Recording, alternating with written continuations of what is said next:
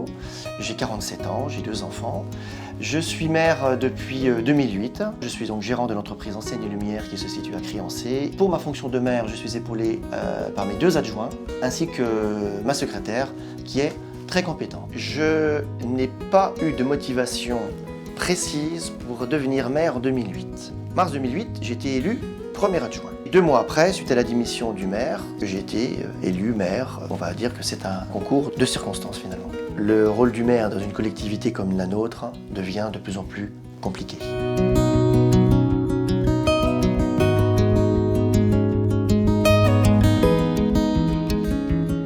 Blancé est un petit village qui est composé de 73 âmes. Blancé a une population plutôt vieillissante. En revanche, il y a 2 enfants scolarisés en primaire et nous avons encore 4 enfants au collège. Ce village s'étend sur 674 hectares et il est composé de 2 parties. On va dire une partie haute du village où il y a l'église, c'est une église donc, du XIIe siècle, et la partie basse du village où on peut apercevoir le château qui date du XVe siècle. On pense que les origines du village datent du IXe siècle. Il n'y a pas de hameau dans le village. En revanche, il y a 2 lieux-dits, la Tête de Fer et la ferme des Ormes. Dans le village, il y a une rigole d'alimentation du réservoir de Cercé avec des parties couvertes et donc des ouvrages magnifiques, tout en pierre, qui datent de 1840.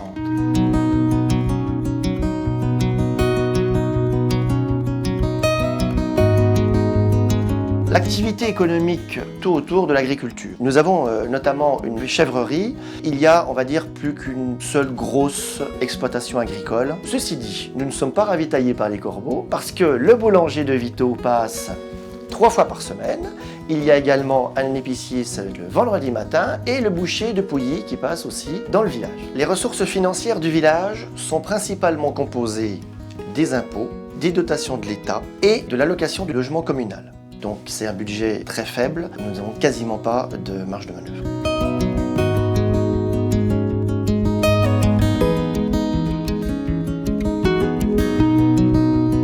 En tant que délégué communautaire, je pense que pour la population, la fusion des 2 communautés de communes n'a rien changé pour les habitants du village. Même si cette fusion se passe très bien, je pense que Bligny-sur-Ouche ne fait pas partie du bassin de vie de Blancé.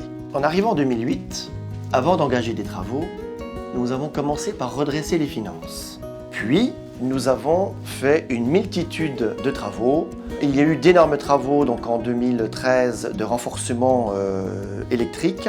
Aujourd'hui, je suis fier de vous annoncer que nous avons terminé un très gros programme de voirie qui a duré 11 ans. Pour terminer le mandat, nous souhaitons donc finir ce que nous avons commencé en matière de sécurité incendie pour toute la partie haute du village. Je veux vraiment remercier toutes les personnes qui ont participé à l'embellissement du village et à l'amélioration du cadre de vie. La particularité de Blancé, c'est que l'on se situe en limite de canton et d'arrondissement. Donc finalement, Blancé a, entre guillemets, le cul entre 2 chaises. Administrativement, nous sommes rattachés à l'arrondissement de Beaune. Pour la paroisse, et comme je l'ai dit tout à l'heure, toute la partie scolaire, c'est l'arrondissement de Montbard.